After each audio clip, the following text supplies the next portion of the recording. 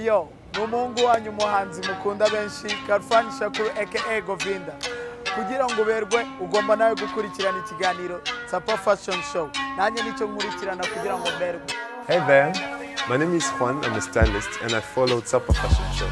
I'm telling this to the fashion lover. This is the best station. Nitwa Moses, mu designer wa motions, nkurikira ikiganiro Tsapa Fashion Show. I'm Tanga, nkurikirana Tsapa Fashion Show. Hello, my name is Kente Christabel. I'm a fashion designer from Uganda. When I'm in Rwanda, I watch Tsapa Fashion Show. Kwambara neza ni ingenzi mu buzima bwa buri munsi. Nitwa J Rwanda, nkurikira ikiganiro Tsapa Fashion Show. Hello, mwebwe mwese mudukurikiye muri Tsapa Fashion Show. Mbahaye ikaze rero ku kiganiro cy'uyu munsi. Nizere ko mwagize icyumweru ndetse na weekend nziza kuri njyewe rwose byari uburyohe. Are you ready kumenya amakuru menshi ajyanye na fashion ndetse n'ibigezweho? Ntimugire aho mujya n'imire umubyeyi.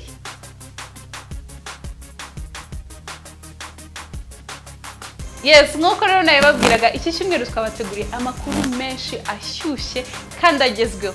Yaba rero mwebwe mwese arabicaye iwabo batuje bari kureba televiziyo yabo, abari mu kabari se bari gufata kamwe cyangwa se abari mu kwitunganya bitegura icyumweru bari muri salon de coiffure. Mwebwe mwese ndababwira ngo mbahaye ikaze kandi ntimugire aho mujya kuko tubafitiye amakuru menshi. Amakuru rero tubafitiye muri rusange duhereye muri fashion lifestyle news nuko umuhanzi umuraperikazi Young Grace kuri ubu ngubu yaba agiye gukora ubukwe kuko umufiance wiwe yamwigenjize ubwo yari ari kwizihiza isabukuru y'amavuko. Andi makuru dufite hanze nuko tuza kubabwira yuko habaye London Fashion Week ndetse na Emmys Awards yitabiriwe n'ibyamamare byinshi byari byambaye imyenda myinshi itandukanye ndetse hari n'abari bambaye idasanzwe. Reka rero duhere muri fashion and lifestyle news.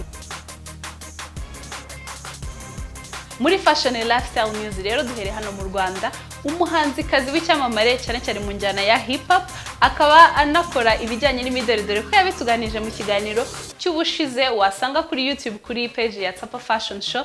Kuri ubu ngubu rero akaba ari engaged, bivuga yuko umukunzi wiwe yamwambitse impeta mu cyumweru gishize ubwo bari kwizihiza isabukuru y'amavuko yiwe.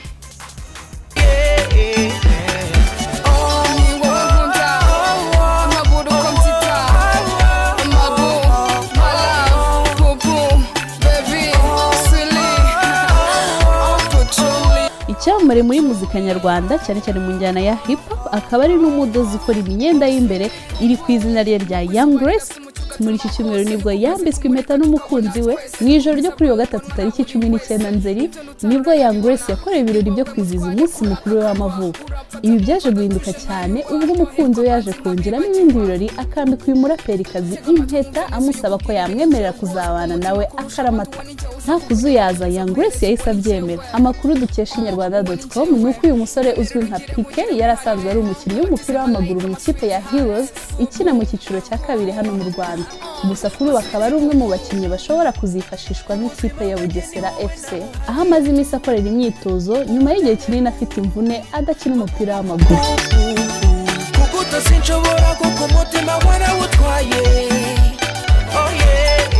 Reka tubwire Young Grace rero ngo felicitation kandi azagire ubukwe bwiza ndetse n'urugo ruhire. Dukomeje rero n'amakuru yo hanze, aho muri cyumweru gishize kandi habaye London Fashion Week mu gihugu cy'Ubwongereza, ikaba yaritabiriwe n'abadesigners benshi. Reka tubikurikire.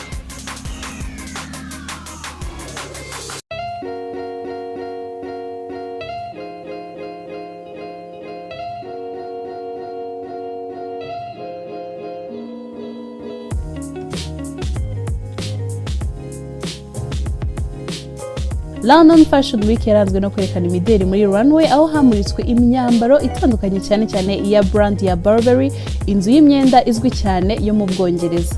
Saba designers bakomeye gusa berekanye imideli kuko n'abakizamuka bahabwa umwanya nabo bakabasha kugaragaza ibikorwa byabo.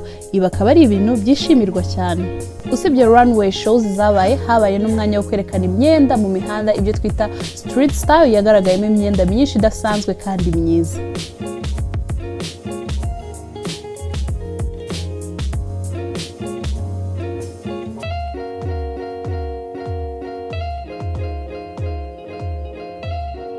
Tukiri mu Bwongereza, icyamamare Victoria Beckham ukora imyenda ku izina rya Victoria Beckham Collection akaba ari n'umufasha wa David Beckham wahoze akina umupira w'amaguru. Muri iki cyumweru nibwo yizihije isabukuru y'imyaka 10 amaze ashinze uruganda rw'imyambaro. Ibirori by'isabukuru bikaba byararanzwe n'ubwitabire bw'abanyamideli bakomeye, abakozi b'ikinyamakuru cya Vogue ndetse n'inshuti n'umuryango w'aba bombi. Ni muri ibyo birori hamuritswe imyenda mishya ya Victoria Beckham. Iyi myenda ikaba yagaragajwe muri runway show benshi bishimiye. Ubusanzwe uruganda rwa Victoria Beckham wahoze uririmba muri Spice Girls rwerekana imyenda itandukanye harimo na accessories nyinshi zitandukanye nk'amasakoshi, amabiju, amarinete n'ibindi byinshi.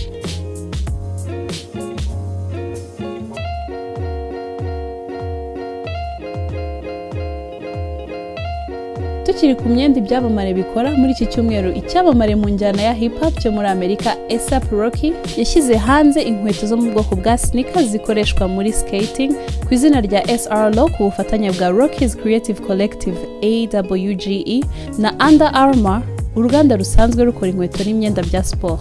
Izi nkweto akaba ari izikoreshwa n'abakora imikino ya skating. Uyu muhanzi akaba yaratangaje ko iyi nkweto ari version isubiyemo y'inkweto zasohotse mu mwaka wa 2000 ikozwe na Dave Matthews Osiris D3.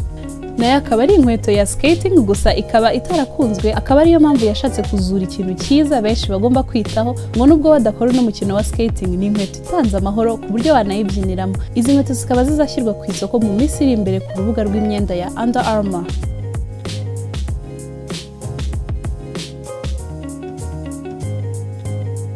Tugeze rero muri Fashion Academy, handi tubigisha byinshi bijyanye n'imyambarire. Mbere yuko ariko dukomeza na Fashion Academy, ku bantu bafite business zitandukanye cyangwa se abifuza kuzitangira, hari ibintu byinshi bitandukanye bakenera. Ibyo rero twavuga nko gukora logo cyangwa se kudesigninga logo ya business ndetse n'ibindi bitandukanye byakenerwa, ari ibikoresho byo mu kazi, kwandika ku mameza, kwandika ku makayi ndetse n'amakaramu, ndetse no kugera ku ma t-shirt na uniforme z'akazi. Aha rero twababwira yuko tubafitiye igisubizo, kandi igisubizo nta handi ari ukugana Eagle Arts Rwanda Limited. Eagle Arts Rwanda Limited rero si byonyine bakorera, kuko ifasha n'abantu baba bafite events zitandukanye harimo ubukwe, amanama n'ibindi nk'ibyo, kuko ibakorera ama pull-up banners, ama teardrops, ibihembo bitandukanye nk'ama trophies ndetse n'imidari ndetse n'ibindi byose waba ukenera bijyanye n'ibyo ngibyo. Kubifuza rero no gukora ama memories atandukanye cyangwa se souvenir nk'abantu bakoze ubukwe, Eagle Arts Rwanda ibakorera amafoto meza, kaba yanabashirira ku masaha, ku matasi ndetse n'ibindi byinshi waba wifuza yuko bakwandikira. Ahandi rero ni muri Eagle Arts Rwanda kandi ku giciro cyiza. Uramutse rero wifuza service za Eagle Arts Rwanda Limited, ushobora kubagana aho bakorera muri City Plaza mu gikari cyabo, cyangwa se ukabahamagara kuri nimero 0716383793, cyangwa se ukahamagara kuri nimero yabo ya Airtel ariyo 0733660600. Muri Fashion Academy rero nkuko mubimenyereye tubigisha byinshi bijyanye n'imyambarire. Uyu munsi rero tukaba twahisemo kubigisha ibintu by'ingenzi umubyeyi akurikiza cyangwa se uwari we wese akurikiza agurira umwana imyenda. Imyenda rero tuvuga ni imyenda itandukanye, ariyo kujyana ku ishuri, ariyo kurimbana ndetse niyo gukorana. Reka dukurikire mu Fashion Academy.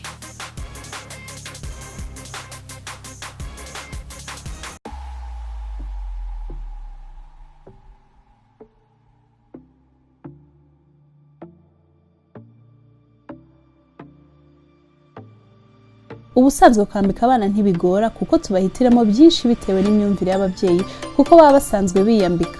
Nyamara burya hari amakosa tujya dukora mu kwambika abana bitewe n'uko tutazi neza ibintu by'ingenzi tugomba gukurikiza. Uyu munsi muri Fashion Academy tugiye kurebera hamwe ibyo wakurikiza kugira ngo wambike abana bawe neza. Ibintu by'ingenzi ugomba gukurikiza ugurira cyangwa se uhitamo imyenda y'umwana wawe. Iyo ugurira abana bawe ureba imyenda ikomeye kandi ifite karite nziza kandi yorohereye kugira ngo batabangamirwa. Aha twavuga nk'imyenda ifite style ishobora gutera umwana wawe allergie z'uruhu, nk'udukanzu tuba dushashagirana. Yego biba bisa neza, ariko si byiza ko abyambara igihe cyose kuko abangamirwa. Niba kandi uguze ino myenda, gerageza urebe ko mo imbere y'umwenda horoshye cyangwa se umushyiriyemo utwenda tw'imbere tworohereye. Imyenda y'incunda cyangwa se udushumi twinshi si myiza ku bana kuko ishobora kubateza ibibazo bitandukanye, cyane cyane ko bayirya cyangwa se ikabakoresha izindi mpanuka.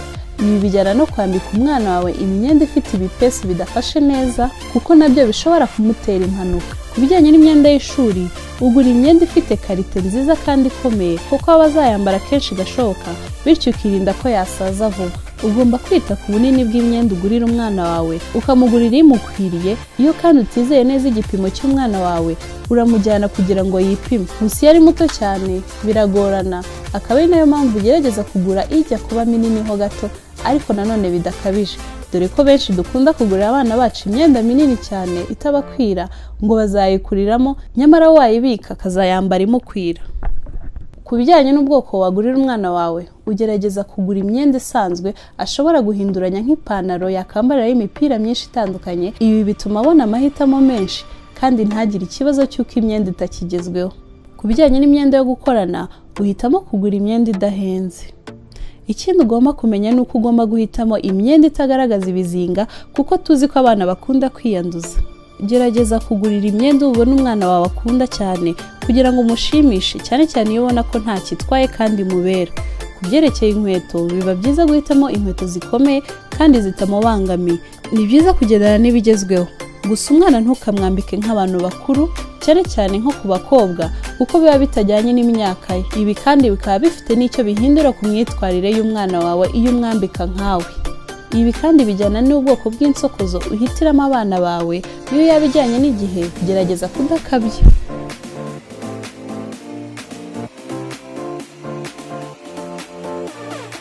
Mwabyumviye rero byinshi ukurikiza ugurira umwana wawe imyenda ku buryo aberwa kandi nanone ntunakabye. Ku bantu rero bajyaga bambika abana babo imyenda ikabije ukabona ntijyanye n'imyaka yiwe, nizere yuko rwose mwabyumvishe kandi mutazabyongera. Ku bandi rero nanone bari badusabye yuko twabigisha cyangwa se twabaganiriza kuri ibintu byo kugurira abana imyenda, nizere yuko mwanyuzwe. Tugeze rero muri the interview. Uyu munsi rero muri the interview tukaba twaganiriye n'umunyamideli umumazemo imyaka itari bikeya kuko abikozemo imyaka 5. Boris rero yatuganirije byinshi ku rugendo rwe ndetse anatubwira ibirori yagiye akoramo n'uburyo yakoresheje kugira ngo agere kure. Reka tubyumve ni muri the interview. Mbaye ikaze nanone muri Tsapa Fashion Show. Nkuko mumenyereye muri the interview ni handi tuganira n'abantu bakora umwuga ujyanye n'ibintu bya fashion, araba model, araba designers ndetse n'abandi nkabo ngaho. Uyu munsi rero turi kumwe n'umumodo hano muri Hotel Villa Portofino, akaba agiye kutubwira byinshi ku rugendo rwe ndetse n'ibintu umuntu yakora kugira ngo abe successful muri uwo mwuga. Amakuru yanyu ni meza. Mbaye ikaze muri Tsapa Fashion Show. Murakoze cyane. Atubwira amazina yawe. Nitwa Mr Boris nk'umumodo ariko ubusanzwe nitwa Manirakiza Boris. Boris, umwuga w'ubumodo ubumazemo igihe kingana iki? Umwuga w'ubumodo umazemo imyaka 5. Ese niki cyatumye ufata icyemezo cyo kuba umumodo ku buryo uvuga uti ngiye gukurikira ibi ngibi bari byo mfokasingaho? Murakoze. Icyatumye ari byo mpitamo nabitangiye just for fun, bikorana n'abandi babinyigisha ntazi ko nzabikomeza, ariko uko nagiye ntera intambwe mbikunda, mbona abantu babikunda, nanjye ubwanjye mbona ari byiza bimbereye, nza gufata umwanzuro wo kubigumamo mbigira umwuga. Se for fun ni gute? Waragendaga ukabudefira ahantu uri wenyine ni gute? Urumva habaga ibirori by'abana abajene tungana, bakajya kuri stage, bamwe bakaririmba abandi bakaba umumodo, ariko nkabona kuba umumodo baba bambaye neza kandi nkunda kwambara neza no kuberwa. Ubwo rero bituma mpitamo kwibera umumodo, nkajya nishimisha muri ubwo buryo ntategereje kubona amafaranga.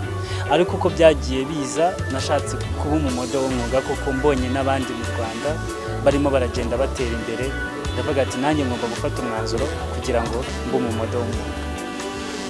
Okay, nk'umuntu ibyo byose ufite ahantu wahereye, ufite ibintu byinshi wagiye uhura nabyo, watubwira muri make imbogamizi ugenda ahura nazo muri uwo mwuga? Murakoze cyane.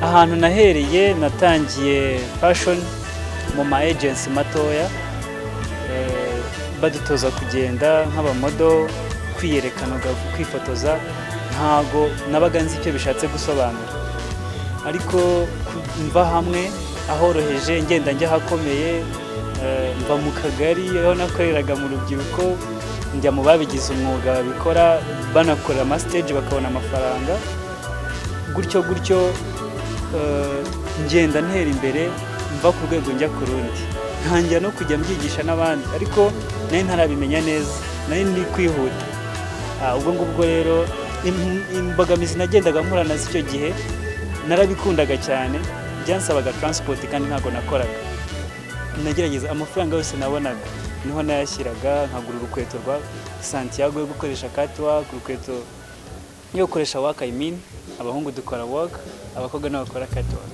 okay so icyo gihe byarangoraga kubona itike nkajya hirya no hino henshi ariko naje kujoininga agency nako it's a school of fashion golden models nyinjiramo Franco arangagiza abona birambereye atangira kunteza imbere mu buryo bugaragara ntangira gukora ama casting najyaga nkora ama casting menshi nkayatsindwa izo mbogamizi nahuraga nazo cyane gukora casting Kigali Fashion Week uyu mwaka ikaza ikantsinda collective Rwanda ikaza ikansiga Rwanda Culture ikaza bakansiga nkabona barafata abandi ariko ntabwo nacitse intege gusa narababaraga nkavuga ati mana yanjye ngiye nzatsinda casting byari nzajya kuri stage byari ikibazo.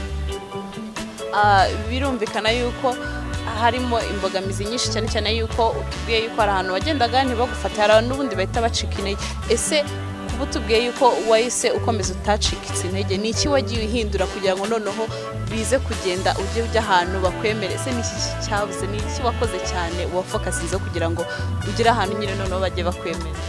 Urebye kubera ko umwuga nari ndi kuwutangira ntago nari mbizi neza, narebaga ukuntu ababizi ko ubibona ku maso no muri repetition zabyo ubona ko umuntu akurusha aranabikora abantu bakamukomera amashyi ko akoze neza. Ubwo rero nagiye mbona ukuntu abandi babigenza nkareba ubizi kurusha abandi ashaka kumwigana. Ubwo nicyo kintu nashyizemo imbaraga cyane, gukora work nziza no kugaragara neza, nkora ndi smart, nkajya muri salon nkaba nafite creativity ku mutwe yihariye, rimwe na rimwe nkashyiraho color hair tentire, ubundi nkasuka kugira ngo muri casting nze kuza ndi different, nze kuza ntandukanye n'abandi, ngenda ntekereza uburyo nagaragara nkanjye ntandukanye n'abandi kandi nkakora neza. Hanyuma umaze kutubwira nyine umumodo nk'akazi nk'umwuga, hari abantu benshi of course babibona nk'akazi ariko nanone abantu benshi batazi ibyiza byabo, ibyiza byo kuba umumodo iyo ubikoze ubyiyumvamo kandi ubishaka. Ese ni igiki ukunda cyane kuba uri umumodo? Ni iki ukora wishimye cyangwa se ni izihe benefits abantu benshi batazi zo kuba umumodo? Murakoze.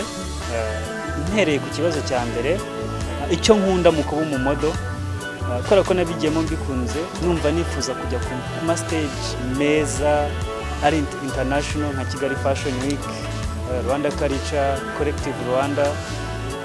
Narabikundaga, narabyifuzaga n'icyambere, nabigezeho ndumva nishimye.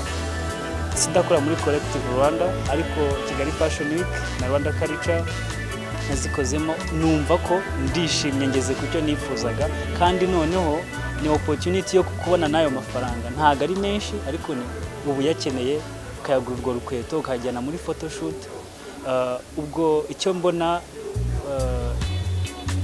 kiri gutuma nkomeza nta cyatu kitatumye mvamo aho kituma numva nakomeza gutera imbere, nuko nakazi keza. Icyo nkundamo nk'akazi nuko harimo amahirwe menshi, harimo amahirwe yo kwamamaza, ukaba wajya ku cyapa ukamamaza MTN, ukamamariza Primus, ukamamariza Mitsingi, baguha amafaranga guhemba neza cyane. Okay, birumvikana yuko ugeze kure, umuntu agera kuri yari umumodo. None se tuvuye mu rugendo wagiye ugira aho wagiye uhera, ubu ngubu noneho ugeze hehe, ukora ibiki, kandi noneho urateganya iki muri in the future? Murakoze. Ndebye aho nagiye, aho nahereye naho ngeze ubu ngubu, nahereye hasi niga ibintu, niga fashion. Ubu ndimo ndagenda nyimenya, ntago ndayimenya neza ariko ndimo ndagenda nyimenya umunsi ku wundi ndayiga. Aho ngeze ni heza kuko mu Rwanda ndi mu abamodo bose bo mu Rwanda bakomeye, twabashije guhura ku ma stage n'abari ubu ngubu turazanye turahura, akamfata na mugenzi wabo ubu ngubu urwego ndiho mu Rwanda ni rwiza, gusa ndashaka kurwongera nkagira izina rinini cyane. Ikindi icyo nifuza kuba nageraho, ndifuza kuba international, nkakora Kampala, nkakorera Kenya, nkakorera Nigeria, South Africa, London hose. Ubu nicyo kintu ndi kurwana nacyo. Gusa harimo imbogamizi nk'uko mu bahanzi habaho abamanager bagafata umuhanzi ufite talent. Ndasaba abanyarwanda bafite amafaranga bakunda imideli, ushobora kubona umuntu afite tara ukamwinvestingamo, harimo amafaranga. Hari nk'ibintu ukenera gym, ugakenera photoshoot, hari igihe agency ubamo idashobora kubiguha, ariko ufite management nziza nk'umuntu akavuga ati ni manager wawe, yabigukorera, ugakora fitness, ukamera neza, ugakora photoshoot nziza ziri ku rwego mpuzamahanga. Akaba nene wa muntu uvuga ati ugiye muri casting muri Kenya, aguhaye tike y'indege, uragiye, urakoze, uragarutse, of course barakwishyura n'itike bakayigusubiza, nta gihombo kiba kirimo, ahubwo yagufasha kugira ngo ubashe no kugera aho hose, aho kure hose hashoboka, kuko nta muntu umwe wifasha kugera ku kintu. Hanyuma nk'umuntu urumva wo mu modo, ibi byose hari ibintu byinshi wagiye ubona industry ya fashion mu Rwanda.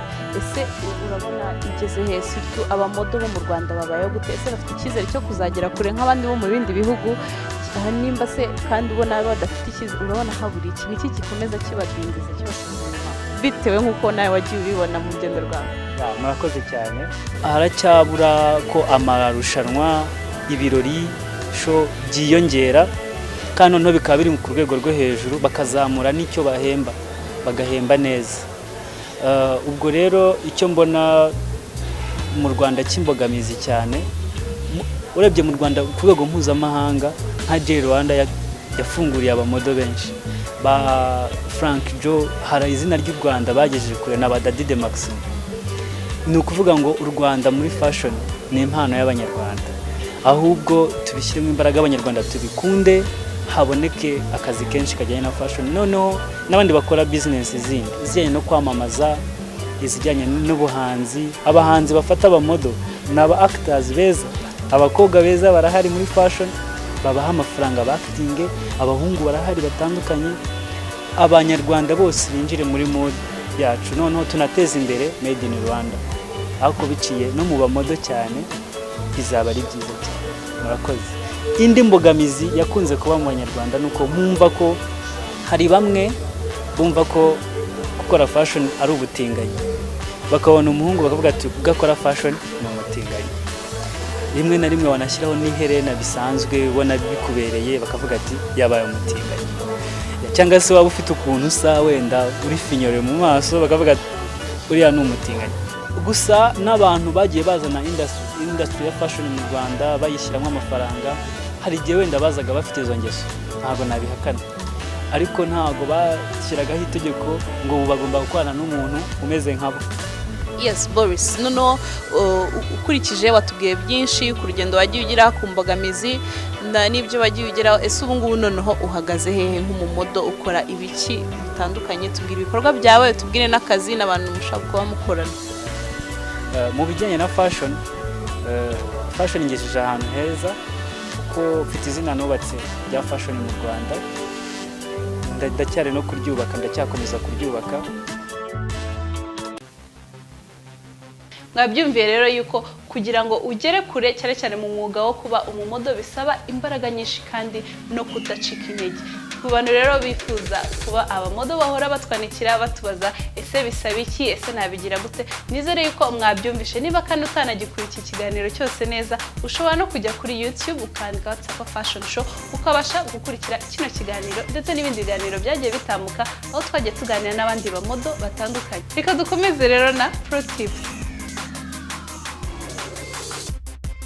Ku bantu bafite ikibazo cy'inkovu zibabangamira cyane cyane iyo ziri ahantu hagaragara, uyu munsi tugiye kurebera hamwe ibintu wakoresha iyo nkovu ikaba yagabanuka ukabasha kwigirira icyizere. Hagati mbere yuko dukomeza muri pro tips, ushaka kuba ukeneye souvenirs zitandukanye wowe n'umukunzi wawe hanyuma yo gukora ubukwe, nk'amafoto yanyu cyangwa se imisego iriho amafoto yanyu n'ibindi bikoresho bitandukanye byo mu nzu bishobora kuba biriho amafoto yanyu nk'amasaha n'ibindi. Ibyo rero nta handi wabisanga usibye muri Eagle Arts Rwanda Limited. Eagle Arts Rwanda Limited rero si bibyo ni gukorera kuko no ku bantu bifuza gutanga impano zidasanzwe ku bakunzi babo se, ku miryango ndetse n'inshuti, bashaka kugushyirira ifoto cyangwa se bakakwandikira amagambo ku itasi ku buryo yaba ari mu gitondo cyangwa se ikindi gihe uri muri nywera ikawa yawe, icyayi cyawe se cyangwa se igikoma, ujya kubona ikabona ifoto iragarugaye. Ibyo rero nta handi wabisanga ni muri Eagle Arts Rwanda ndetse n'ibindi byinshi babakorera. Uramutse rero ukeneye service zabo urabagana aho bakorera hariya mu gikari cya City Plaza cyangwa se ukabahamagara kuri nimero zabo arizo 078 63 43 79 cyangwa se ukabahamagara ku murongo wabo wa Airtel ariwo 0733 660 060. Eagle Arts Rwanda Limited rero ibakorera service zinoze zijyanye na printing, yaba ari ibintu bya business, yaba ari ibintu bya event ndetse n'amasouvenir atandukanye. Reka dukomeze rero na pro tips. Muraho neza abakunzi b'ikiganiro Tsapa Fashion Show, nizere yuko mwagize icyumweru cyiza. Nanjye rero nagize icyumweru cyiza cyane. Tukomeje kubashimira mwe mwaduhaye ibitekerezo bitandukanye bigenda biduhereza ibintu byiza cyane twabagezaho bishobora kubafasha mu buzima. Uyu munsi rero muri Pro Tips tubafitiye akantu keza cyane gashobora kubafasha mu buzima busanzwe. Abantu benshi bafite inkovu bakunze kugira complex kubera yuko abantu bakunze kubabwira yuko bidashoboka yuko inkovu ufite mu maso, ku maguru ndetse n'ahandi hantu hagaragara zidashobora kuvaho. Uyu munsi rero tugiye kwigira hamwe uburyo wakoresha cyangwa se remedies wakoresha kugira ngo wite ku nkovu yawe ndetse rimwe na rimwe bishobora no kukuviramo kuba yavaho cyangwa se ikagabanyuka. Reka twigire hamwe. Uburyo bubiri rero tugiye kubereka buri bukenera ibintu byoroshye cyane buri muntu wese ashobora kubona. Uburyo bwa mbere rero ni indimu, uburyo bwa kabiri nabwo ni ubuki. Rero ni ibintu byoroshye cyane buri muntu wese ashobora kubona igihe cyose abukenereye. Uburyo bwa mbere rero dukoresha turakenera indimu. Akamaro ko gukoresha indimu rero nta kandi nuko iyo usize indimu ku ruhu ahantu hari inkovu bituma uruhu rwawe rugenda rwisana, noneho bikavamo yuko inkovu yawe ishobora kugenda burundu. Iyo ugiye gukoresha indimu yawe rero uyikenera kwicamo ibice bibiri. Ayo mazi rero agiye ava muri iyo ndimu niyo ukoresha ku nkovu yawe. Uko ugenda ubisubiramo inshuro nyinshi ni nako inkovu yawe isubiraho. Rero iyo ugiye kuryama biba byiza ko ariho ushiraho iyo ndimu yawe. Kugenda rero bikora inshuro nyinshi birakora rwose. Uburyo bwa kabiri rero ushobora kugerageza ni ugukoresha ubuki. Ubuki rero bukiza ibintu byinshi cyane. Iyo ugiye kuryama buri joro ufata ubuki bwawe bukeya ukajya usiga ku nkovu ufite kugeza igihe inkovu yawe ishiriye. Nshuti zanjye rero kugerageza ntacyo bitwaye. Nimuramuka mugerageje ubu buryo muzatwohereza amafoto ku social media yacu, tuzishima cyane. Nizere yuko rero Pro Tips uyu munsi yabafashije. Yari Joyce Munyana, ndabakunda. Mwabonye rero yuko Umunyana Joyce yadukoreye umuti wo kugabanya inkovu. Reka tumushimire tunizera yuko abagiye badusaba yuko twabaganiriza cyangwa se twababwira uburyo wagabanya inkovu harimo Liliane n'abandi mwabashije kunyuruka. Tugannye rero ku musozo w'ikiganiro cyacu, ariko mbere yuko dusoza ndabibutsa yuko uramutse ufite igitekerezo, uramutse ufite icyifuzo cyangwa se kwamamaza, watwandikira kuri nimero yacu ya WhatsApp iri kuri screen ya. Ushaka no kudukurikira kuri social media zacu cyangwa se imbuga nkoranyambaga arizo Instagram, ukajya no kuri Facebook ndetse no kuri Twitter. Kuri Facebook rero watwandikira wandikamo ijambo Tsapa Fashion Ranawa, ukalikinga page yacu, ukabasha gukurikirana amakuru yose tugenda dushyiraho ndetse ukaba wabasha no kutwandikira muri message. Kuba rero babashaka amakuru menshi agezweho ajyanye na fashion, wajya kuri website yacu ariyo www.tsapafashion.com. Aha rero niho twandika inkuru nyinshi zitandukanye cyane cyane ibyo tuba twavuze, udushya tuba twabaye hirya no hino ndetse n'ibindi byinshi bishobora kubenteresa. Nizere yuko rero mutazajya mucikwa n'ibintu tuzajya twandika kuri website yacu. dusoreje rero hano ikiganiro cyacu cy'uyu munsi nshimira mwebwe mwese mukomeza kudukurikira buri munsi. Reka rero mbifurize icyumweru cyiza cyuzuye imigisha. Nizere yuko ejo muzabyuka ari abajya ku kazi no ku ishuri mwatsapye mwambaye neza. Rero nuzaba watsapye cyangwa se wifuza gufata ifoto, please uzadutaginge. Nagenda rero ntashimiye bagenzi banjye tuba twafatanyije gutegura kino kiganiro, Olivier Umukura ndetse na Fabrice Ndayishimiye bagikora kikabageraho 100%.